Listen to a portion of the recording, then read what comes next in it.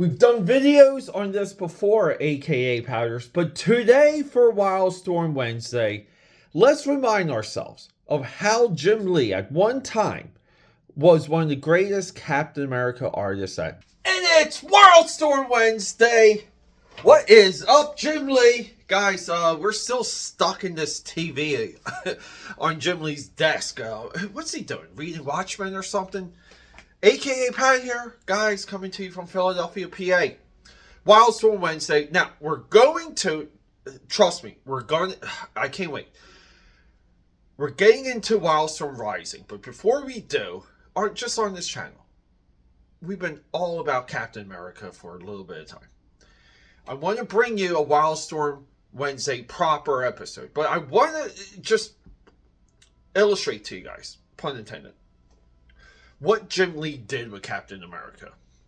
We're spoiled today just from the internet and just from these comic book publishers being cover happy. Like, they don't even put logos on the covers anymore.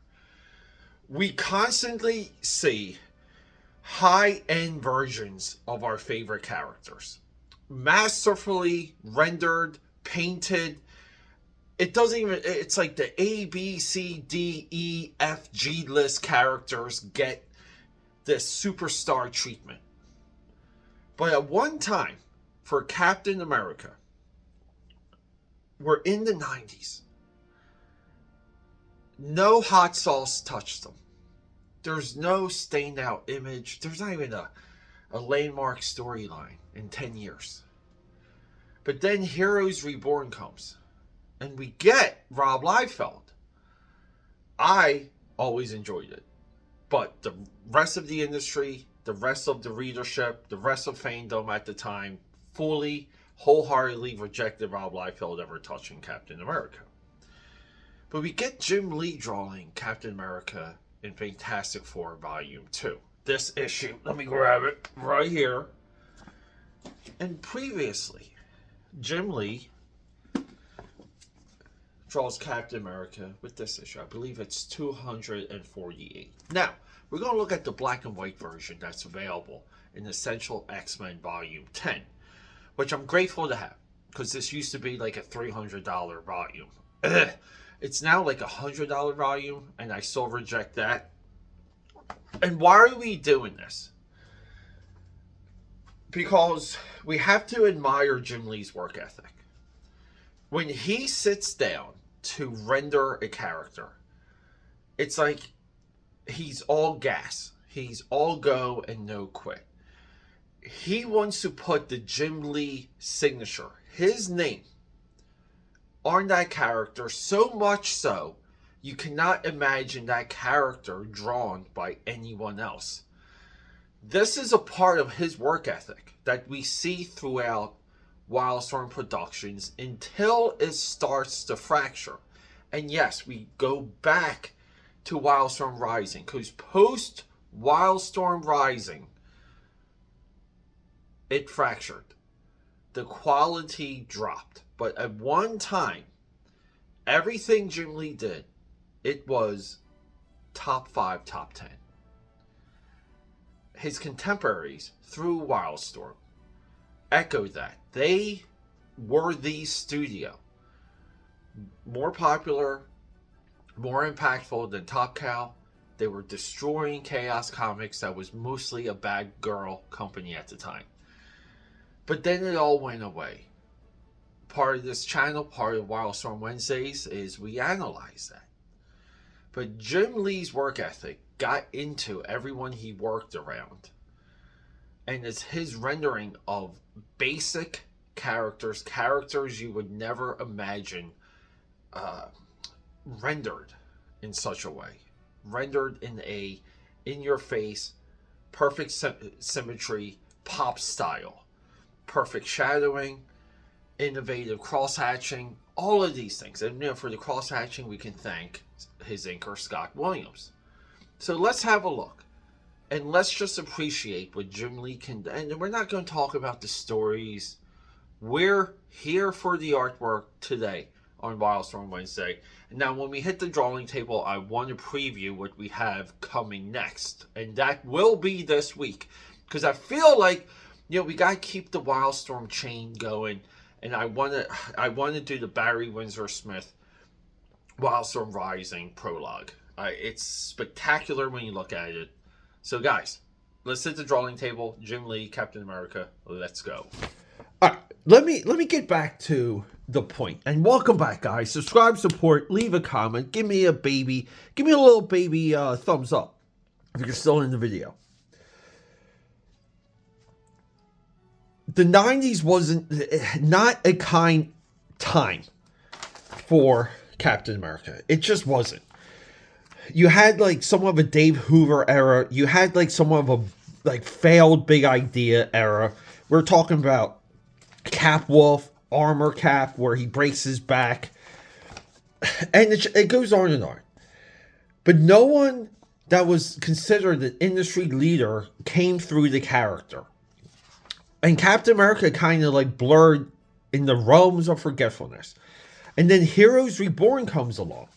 And before and after Heroes Reborn, we get a guy named Ron Garney, who is a seasoned, look at that back, who's a seasoned comic book vet at the time, rendering the character in a beloved storyline. But none of the images that Garney throws down for his Captain America Volume 1 and Volume 3 work, it's not looked at. So there was really like a 10-year stretch where the best renderings of Captain America was Jim Lee. And we get stuff like this, where he's just like nuking this tentacle here. I mean, guys, hopefully you don't like tentacle corn. And we get Captain America with that much disliked eagle on the forehead. You couldn't do this back in the day. You got excommunicated from the industry, and that's what happened with Rob Liefeld. Because Rob Liefeld's the one that came up with that silly eagle. And even here, like when he's saluting Submariner, we want to say the proportions that Jim Lee naturally draws is perfect for Cap. It just fits Cap so well. Like, just the way Jim Lee naturally draws really fits Cap. And he did this, look, see, he did the eyebrows over the eye marks there. The brow of the mask. There you go. Okay, can I talk here? The eyebrows go over the brow of the mask. And there's that eagle. There's that eagle. We talked about this before on this channel. People always comment that they never knew that he did such a good Jim Lee. I mean, that Jim Lee did such a good Cap. So, in that intro, I said issue 248. 268. 268. I should have remembered that. It's one away from 269. And there it is. Isn't this AKA Padders? Do you know that this is one of the most ripped off images in comic book history? More artists cut this page out, photocopied the hell out of it, and used it in every conceivable way. Now, this still goes on to this day. You still catch people ripping this off and not doing any homage to Jim Lee. But guess what? That's a part of working in comics. You rip things off all the time. And then we get Captain America in like the most amazing power stance. And look, I love that chainmail with some of that cross hatching. And there he is. So this was also adapted in season 5 of X-Men the Animated Series. I did a podcast episode on that, highlighting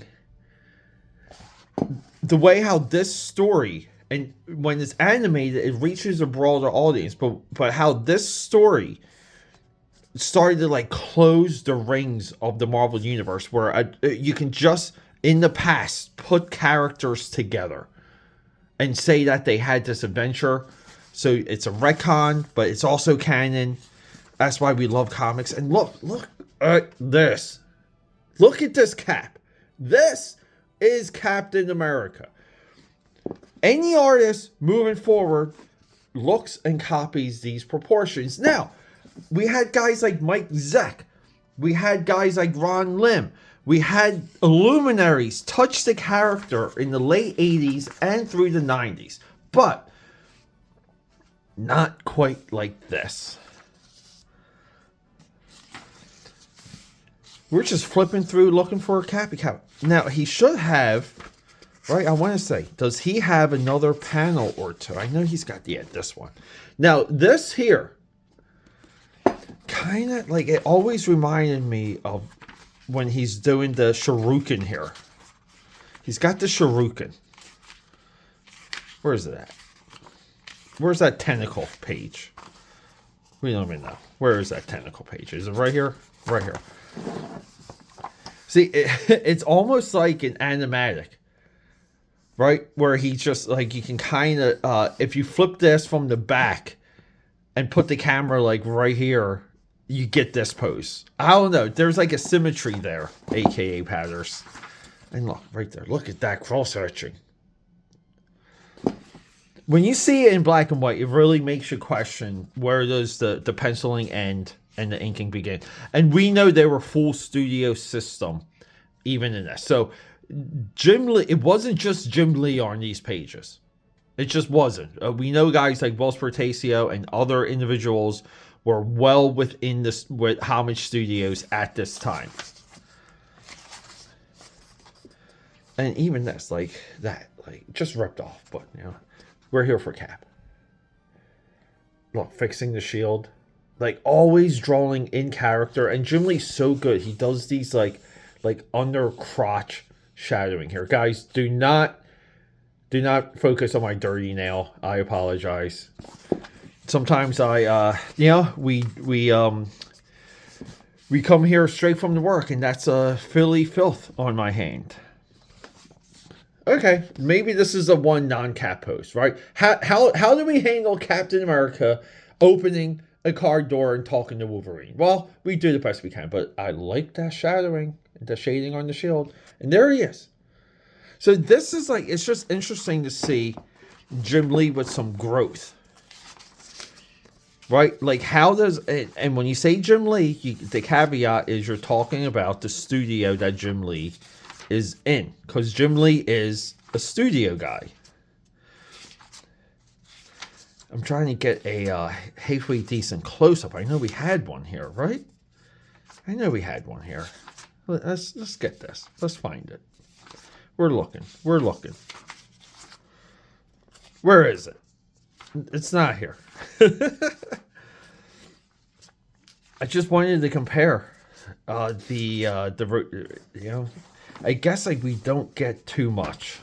It's like that's not much of a comparison there. Not much of a comparison. But doesn't one look more like Jim Lee and the other one doesn't? Like here, like dare we say Brett Booth line work in that Heroes Reborn Jim Lee's face. But these are the fun things. These are like some of the fun exercises to have. Yeah, and then we're at 269. It's insanely important. Because we had talented people touch Captain America. But, I mean, Jim Lee posterized them in page 1 here. Yeah, we owe a lot to Jim about this. We really do. All right, guys. A little bit of a quick one today. We will get back to WILDSTORM proper, I promise.